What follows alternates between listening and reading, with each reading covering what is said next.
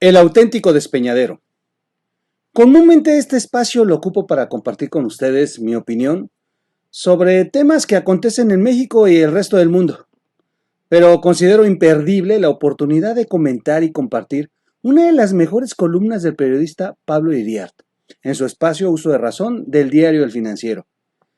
El periodista inicia su análisis resaltando que a medida de que en este país nos hundimos por la necedad y la mediocridad del presidente, algunos comienzan a darse cuenta del daño que hicieron al golpear hasta la saciedad al presidente Peña Nieto y promover a un político populista y destructivo y sin preparación para gobernar. La descomposición en el ejercicio de gobernar de Obrador ha alcanzado niveles jamás imaginados. Cada día perdemos más y más la capacidad de asombro con cada ocurrencia emanada desde Palacio Nacional. La insania de Obrador ha llegado a extremos patológicos que han venido debilitando estructuras básicas del país. Iriart menciona el caso de la economía y el hecho de no querer ni medir el Producto Interno Bruto, ese que durante campaña prometió que lo haría crecer hasta el 4%. Otro muy grave ejemplo es el autoritarismo de Obrador. Ha llegado a tales extremos que en su equipo de trabajo no se atreven a contar bien los contagios y los fallecimientos por COVID, para no hacer enojar al presidente.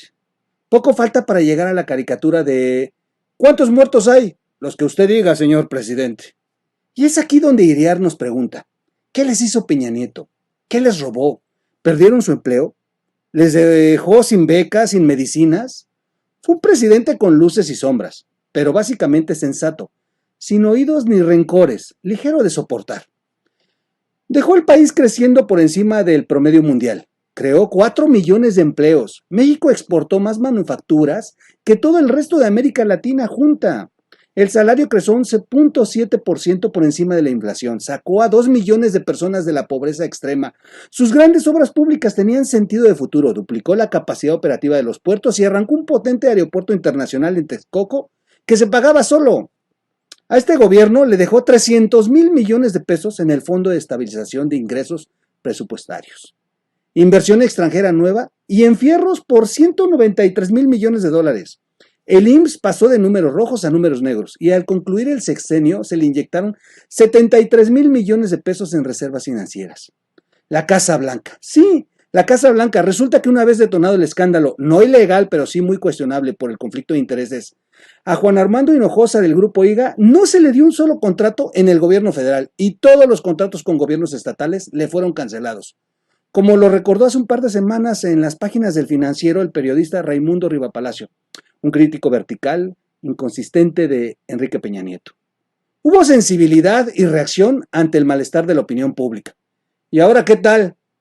77% de las obras públicas se entregan por asignación directa.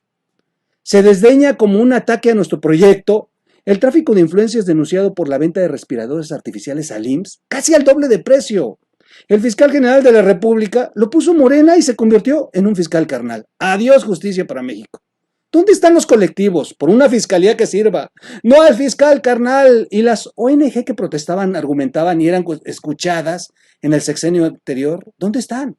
Hubo corrupción, sí, pero no de la magnitud que la propaganda de Morena y sus comentaristas ex afines decían. Y se creó un andamiaje institucional para evitarla y castigarla.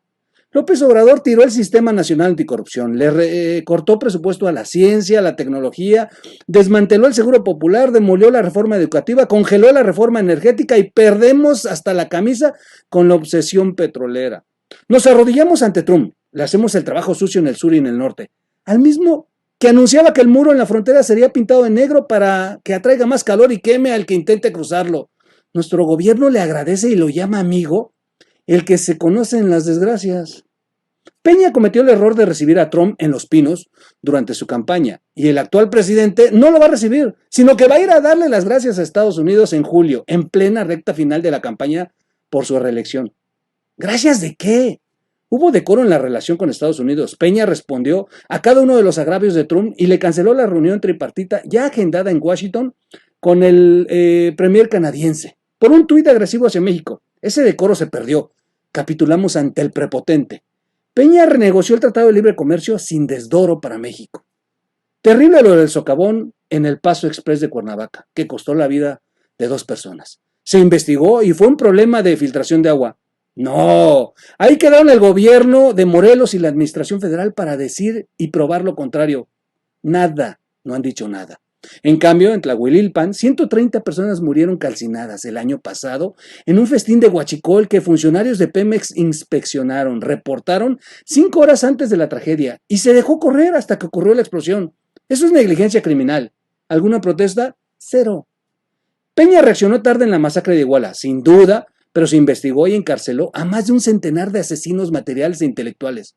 En este gobierno cuyos máximos exponentes se colgaron de la matanza para hacer campaña, a pesar de que todos los involucrados eran aliados políticos suyos, han dejado libres a más de la mitad de los detenidos, incluyendo al que coordinó el secuestro y la masacre.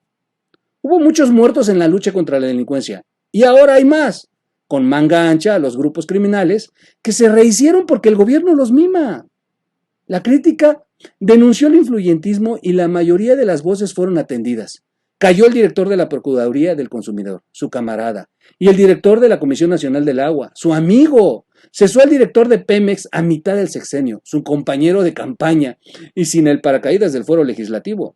Hubo 498 mil millones de pesos para ciencia y tecnología, becas para estudiar en el extranjero, para estudiar en centros de excelencia, para criticar al presidente en los medios y en los cubículos, y financiamiento para películas contra él y su partido. Ahora, ¿qué tal? ¿Los escuchan? ¿Cómo ven a Napito en el Senado y a otros forajidos de la 4T? Bonita la renovación, ¿verdad? Todo bien con el Estado de Derecho. Guadalupe Loaesa lo puso en el primer párrafo de su colaboración de ayer en el Reforma. Con sus dichos, Andrés Manuel López Obrador nos golpea, nos violenta, nos ofende, nos maltrata, nos lingüenea, nos madrea, nos hiere, nos invisibiliza, como cualquier golpeador. No valoraron a un presidente sensato y sin recores, y se echaron en brazos del personaje que bien describe Guadalupe Loaesa, quien seguramente votó por él. Se equivocaron con Peña, se equivocaron con AMLO. Ahora solo queda ver cómo frenamos la caída del país en el despeñadero del desempleo, la delincuencia, el empobrecimiento, la desatención a salud, el desprecio a los médicos y a la ciencia. Y quien piense diferente. En su columna, Pablo Iriar nos lleva a un autoanálisis impensable hace 2 años. ¿Qué tan mal está gobernado el país para que el punto de referencia en una comparación a lo peor de México sea el sexenio de Peña Nieto? Increíble. México estaba mejor cuando estábamos supuestamente mal. Soy su amigo Miguel Quintana y como siempre, ustedes tienen la última palabra.